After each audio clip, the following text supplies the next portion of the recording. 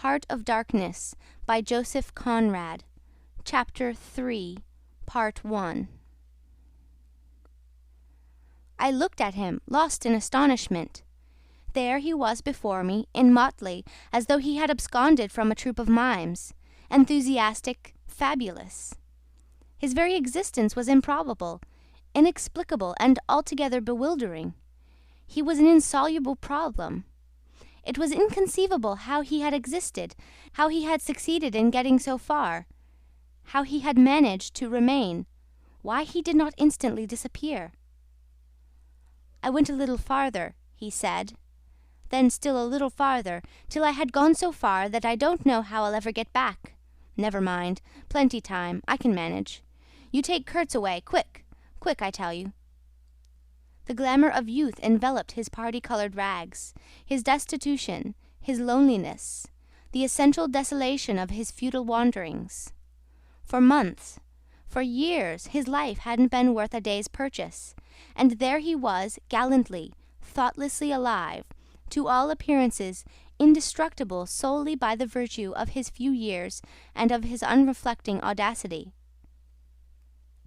I was seduced into something like admiration, like envy. Glamour urged him on. Glamour kept him unscathed. He surely wanted nothing from the wilderness but space to breathe in and to push on through. His need was to exist, and to move onwards at the greatest possible risk, and with a maximum of privation. If the absolutely pure, uncalculating, unpractical spirit of adventure had ever ruled a human being, it ruled this bepatched youth. I almost envied him the possession of this modest and clear flame. It seemed to have consumed all thought of self so completely that even while he was talking to you, you forgot that it was he, the man before your eyes, who had gone through these things.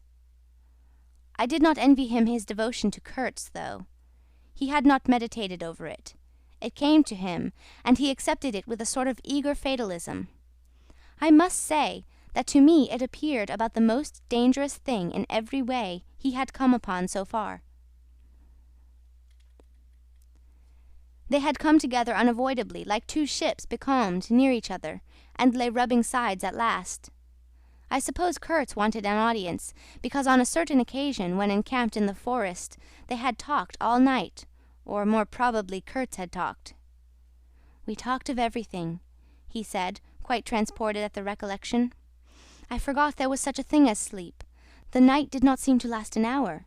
Everything, everything. Of love, too." "Ah, he talked to you of love," I said, much amused. "It isn't what you think," he cried, almost passionately. "It was in general. He made me see things. Things!" He threw his arms up. We were on deck at the time, and the headman of my woodcutters, lounging near by, turned upon him his heavy and glittering eyes. I looked around, and I don't know why, but I assure you that never, never before did this land, this river, this jungle, the very art of this blazing sky appear to me so hopeless and so dark, so impenetrable to human thought, so pitiless to human weakness. "And ever since you have been with him, of course?" I said. "On the contrary, it appears their intercourse had been very much broken by various causes. He had, as he informed me proudly, managed to nurse Kurtz through 2 illnesses. He alluded to it as you would to some risky feat, but as a rule Kurtz wandered alone far in the depths of the forest. Very often, coming to this station, I had to wait days and days before he would turn up," he said. "Ah, it was worth waiting for, sometimes." "What was he doing, exploring or what?" I asked. "Oh, yes, of course. He had discovered lots of villages, a lake, too. He did not know exactly in what direction, it was dangerous to inquire too much, but mostly his expeditions had been for ivory." "But he had no goods to trade with by that time," I objected. "There's a good lot of cartridges left even yet," he answered, looking away. "To speak plainly, he raided the country," I said. He nodded. "Not alone, surely?" He muttered something about the villages round that lake. "Kurtz got the tribe to follow him, did he?" I suggested. He fidgeted a little. They adored him, he said. The tone of these words was so extraordinary that I looked at him searchingly. It was curious to see his mingled eagerness and reluctance to speak of Kurtz. The man filled his life, occupied his thoughts, swayed his emotions. "What can you expect?" he burst out. "He came to them with thunder and lightning, you know, and they had never seen anything like it, and very terrible. He could be very terrible. You can't judge Mr. Kurtz as you would an ordinary man. No, no, no. Now, just to give you an idea, I don't mind telling you, he wanted to shoot me too one day. But I don't judge him." "Shoot you?" I cried. "What for?" "Well, I had a small lot of ivory the chief of that village near my house gave me. You see, I used to shoot game for them. Well, he wanted it and wouldn't hear reason.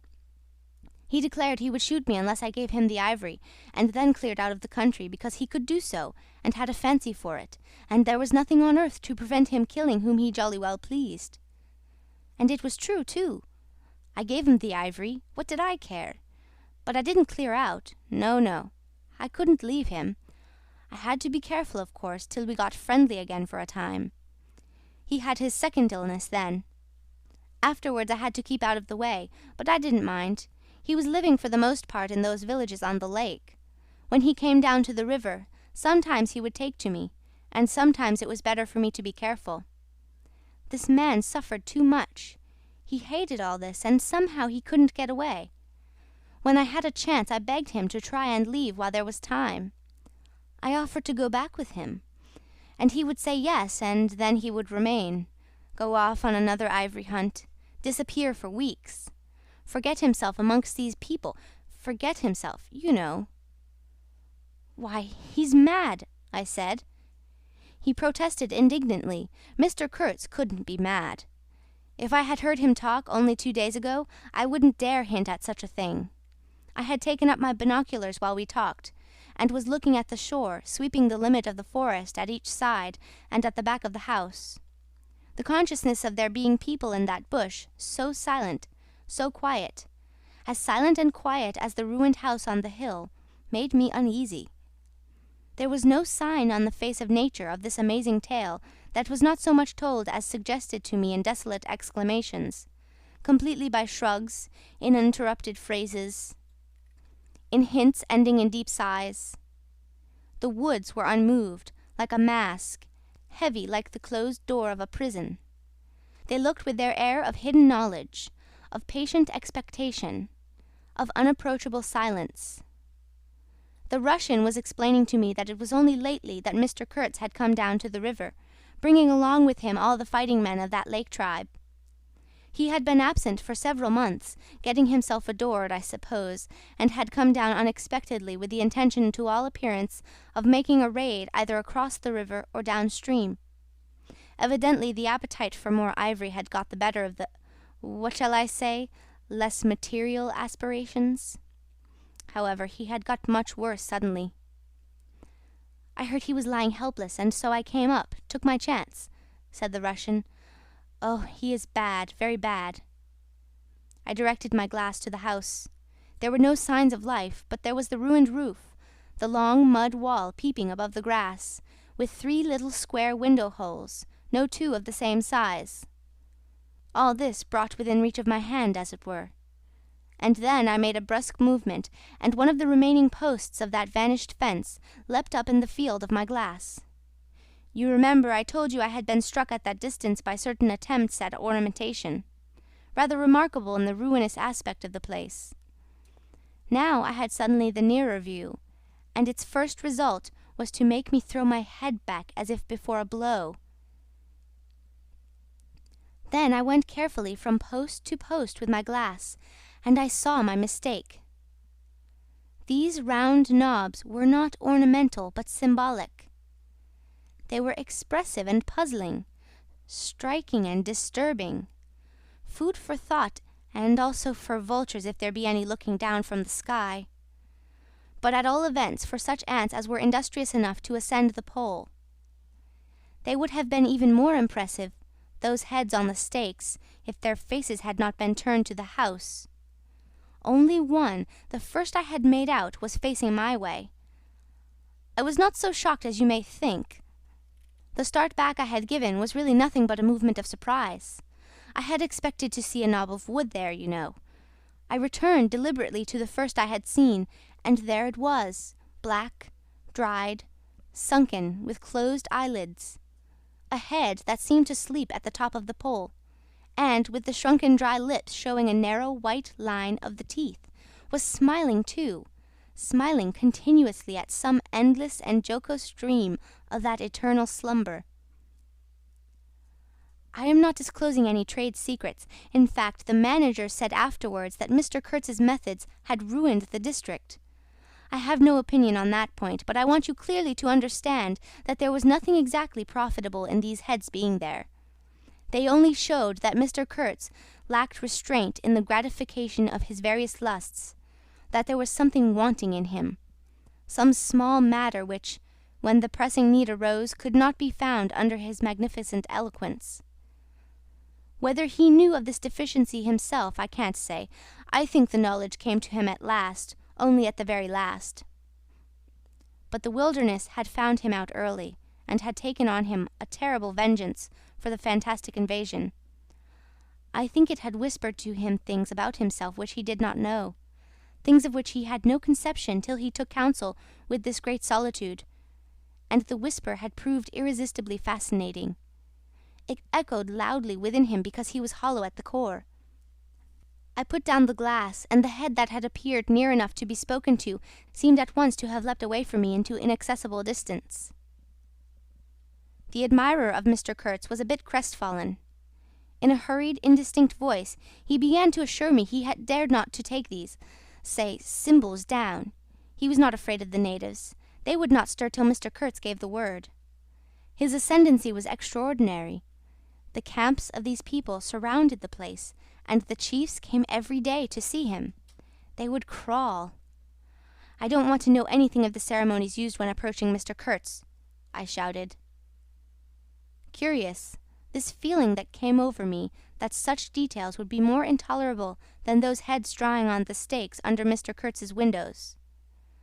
After all, that was only a savage sight, while I seemed at one bound to have been transported into some lightless region of subtle horrors, where pure, uncomplicated savagery was a positive relief, being something that had a right to exist, obviously, in the sunshine. The young man looked at me with surprise.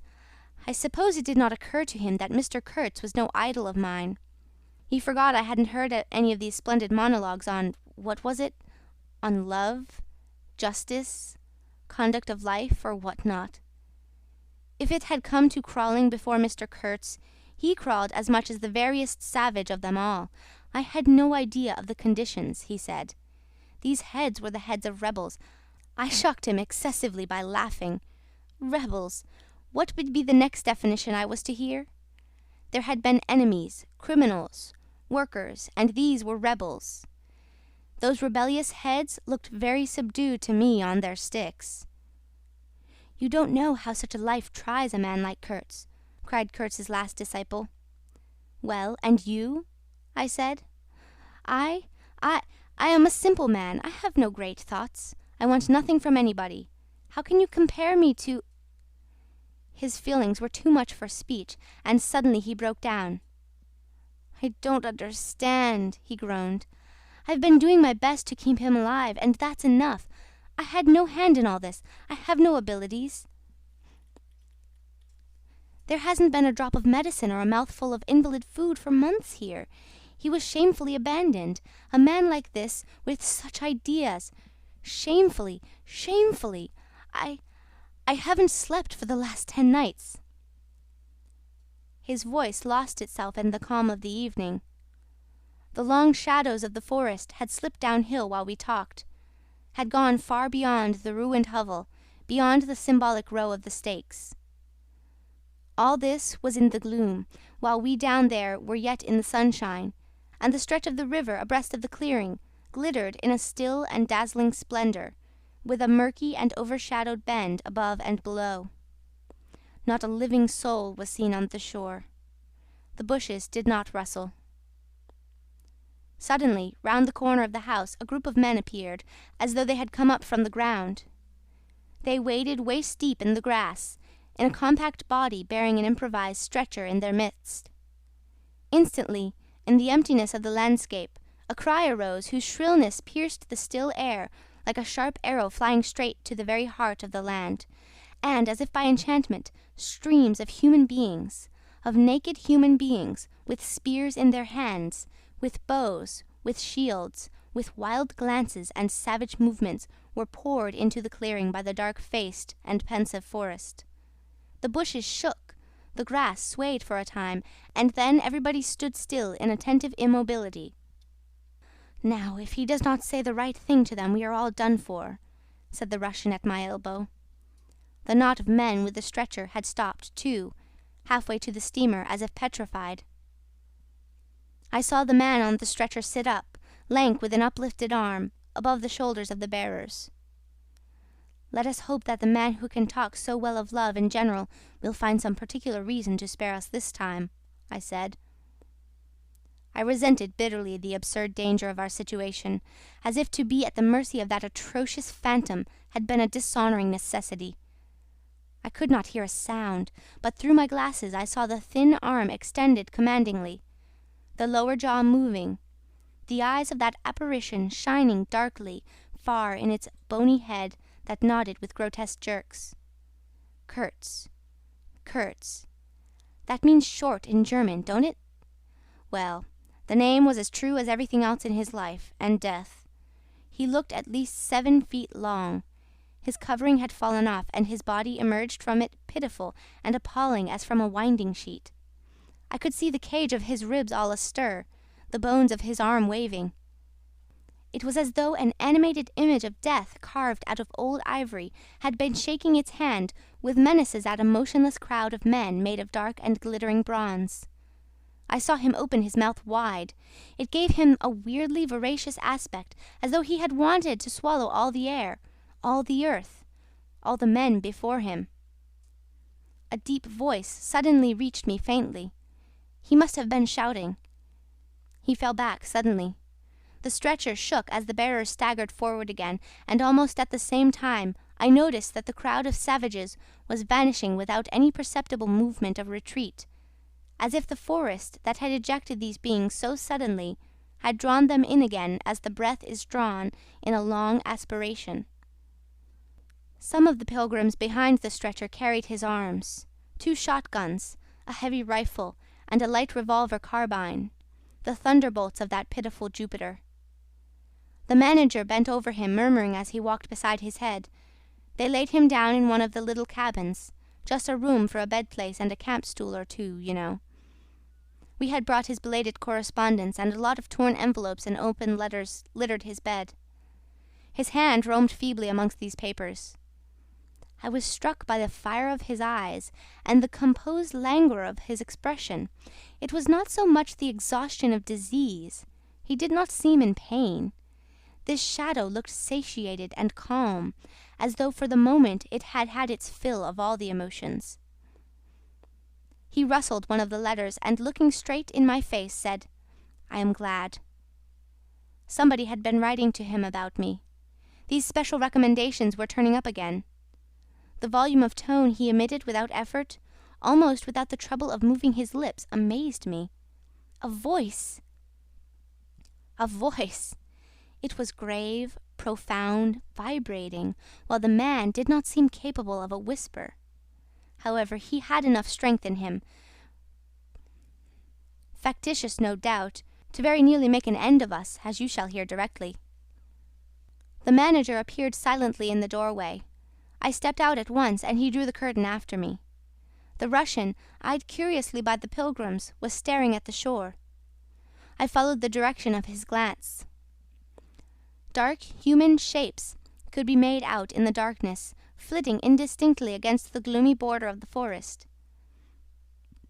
And near the river 2 bronze figures, leaning on tall spears, stood in the sunlight under fantastic headdresses of spotted skins, warlike and still in statuesque repose. And from right to left along the lighted shore moved a wild and gorgeous apparition of a woman. She walked with measured steps, draped in striped and fringed cloths, treading the earth proudly, with a slight jingle and flash of barbarous ornaments. She carried her head high, her hair was done in the shape of a helmet. She had brass leggings to the knee, brass wire gauntlets to the elbow, a crimson spot on her tawny cheek, innumerable necklaces of glass beads on her neck. Bizarre things, charms, gifts of witch-men that hung about her, glittered and trembled at every step. She must have had the value of several elephant tusks upon her. She was savage and superb, wild-eyed and magnificent. There was something ominous and stately in her deliberate progress. And in the hush that had fallen suddenly upon the whole sorrowful land, the immense wilderness, the colossal body of the fecund and mysterious life seemed to look at her, pensive, as though it had been looking at the image of its own tenebrous and passionate soul. She came abreast of the steamer and stood still, and faced us. Her long shadow fell to the water's edge. Her face had a tragic and fierce aspect of wild sorrow and of dumb pain mingled with the fear of some struggling, half-shaped resolve. She stood looking at us without a stir, and like the wilderness itself, with an air of brooding over an inscrutable purpose. A whole minute passed, and then she made a step forward. There was a low jingle, a glint of yellow metal, a sway of fringed draperies, and she stopped as if her heart had failed her. The young fellow by my side growled. The pilgrims murmured at my back. She looked at us all as if her life had depended upon the unswerving steadiness of her glance. Suddenly she opened her bared arms and drew them up, rigid above her head, as though in an uncontrollable desire to touch the sky, and at the same time the swift shadows darted out on the earth, swept around on the river, gathering the steamer into a shadowy embrace. A formidable silence hung over the scene. She turned away slowly, walked on, following the bank, and passed into the bushes to the left. Once only her eyes gleamed back at us in the dusk of the thickets before she disappeared. "If she had offered to come aboard, I really think I would have tried to shoot her," said the man of patches nervously. "I have been risking my life every day for the last fortnight to keep her out of the house. She got in one day and kicked up a row about those miserable rags I picked up in the storeroom to mend my clothes with. I wasn't decent, at least it must have been that, for she talked like a fury to Kurtz for an hour, pointing at me now and then. I don't understand the dialect of this tribe. Luckily for me, I fancy Kurtz felt too ill that day to care, or there would have been mischief. I don't understand.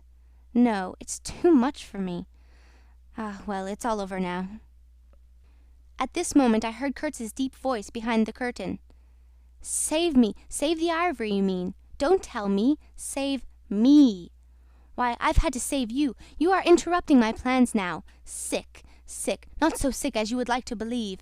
Never mind, I'll carry my ideas out yet. I will return. I'll show you what can be done. You with your little peddling notions. You are interfering with me. I will return. The manager came out. He did me the honor to take me under the arm and lead me aside. "He is very low, he said. He considered it necessary to sigh, but neglected to be consistently sorrowful. We have done all we could for him, haven't we? But there is no disguising the fact. Mr. Kurtz has done more harm than good to the company. He did not see the time was not ripe for vigorous action. Cautiously, that's my principle. We must be cautious yet. The district is closed to us for a time. Deplorable! Upon the whole, the trade will suffer. I don't deny there is a remarkable quantity of ivory, mostly fossil. We must save it, at all events. But look how precarious the position is. And why? Because the method is unsound." "Do you," said I, looking at the shore, "call it unsound method?" "Without doubt," he exclaimed hotly. "Don't you?" "No method at all," I murmured after a while. "Exactly," he exulted. "I anticipated this. Shows a complete want of judgment. It is my duty to point it out in the proper quarter." "Oh," said I, "that fellow, what's his name? The brickmaker will make a readable report for you." He appeared confounded for a moment. It seemed to me I had never breathed an atmosphere so vile, and I turned mentally to Kurtz for relief. Positively for relief. "Nevertheless, I think Mr. Kurtz is a remarkable man," I said with emphasis. He started, dropped on me a heavy glance, and said very quietly, "He was," and turned his back on me. My hour of favour was over. I found myself lumping along with Kurtz as a partisan of methods for which the time was not ripe. I was unsound. But it was something to have at least a choice of nightmares. I had turned to the wilderness really, not to Mr. Kurtz, who, I was ready to admit, was as good as buried. And for a moment it seemed to me as if I also were buried in a vast grave full of unspeakable secrets. I felt an intolerable weight oppressing my breast. The smell of the damp earth, the unseen presence of victorious corruption, the darkness of an impenetrable night. The Russian tapped me on the shoulder. I heard him mumbling and stammered something about brother seaman, couldn't conceal, knowledge of matters that would affect Mr. Kurtz's reputation. I waited. For him, evidently Mr. Kurtz was not in his grave. I suspect that for him Mr. Kurtz was one of the immortals. "Well," said I at last, "speak out. As it happens, I am Mr. Kurtz's friend, in a way." He stated with a good deal of formality that had we not been of the same profession, he would have kept the matter to himself without regard to consequences. He suspected there was an active ill will towards him on the part of these white men that... "You are right," I said, remembering a certain conversation I had overheard. "The manager thinks you ought to be hanged." He showed a concern at this intelligence which amused me at first. "I had better get out of the way quietly," he said earnestly. "I can do no more for Kurtz now, and they would soon find some excuse. What's to stop them? There's a military post 300 miles from here." "Well, upon my word," said I, "perhaps you had better go if you have any friends amongst the savages nearby." "Plenty," he said. "They are simple people, and I want nothing, you know." He stood biting his lip. Then, "I don't want any harm to happen to these whites here, but of course I was thinking of Mr. Kurtz's reputation. But you are a brother seaman and..." "All right," said I after a time. "Mr. Kurtz's reputation is safe with me." I did not know how truly I spoke. He informed me, lowering his voice, that it was Kurtz who had ordered the attack to be made on the steamer. He hated sometimes the idea of being taken away, and then again... But I don't understand these matters. I am a simple man. He thought it would scare you away, that you would give it up, thinking him dead. I could not stop him. Oh, I had an awful time of it this last month." "Very well," I said. "He is all right now." "Yes," he muttered, not very convinced apparently. "Thanks," said I. "I shall keep my eyes open." "But quiet, eh?" he urged anxiously. "It would be awful for his reputation if anybody here..." I promised a complete discretion with great gravity. "I have a canoe and 3 black fellows waiting not very far. I am off. Could you give me a few Martini Henry cartridges?" I could, and did with proper secrecy. He helped himself with a wink at me to a handful of my tobacco. Between sailors, you know, good English tobacco. At the door of the pilot-house he turned round. "I say, haven't you a pair of shoes you could spare?" He raised one leg. "Look!" The soles were tied with knotted string, sandal-wise, under his bare feet. I rooted out an old pair, at which he looked with admiration before tucking it under his left arm. One of his pockets, bright red, was bulging with cartridges. From the other, dark blue, peeped Towson's Inquiry, etc., etc. He seemed to think himself excellently well equipped for a renewed encounter with the wilderness. Ah, I'll never, never meet such a man again. You ought to have heard him recite poetry. His own, too, it was he told me. Poetry! He rolled his eyes at the recollection of these delights. Oh, he enlarged my mind. "Goodbye," said I. He shook hands and vanished in the night. Sometimes I ask myself whether I had ever really seen him, whether it was possible to meet such a phenomenon.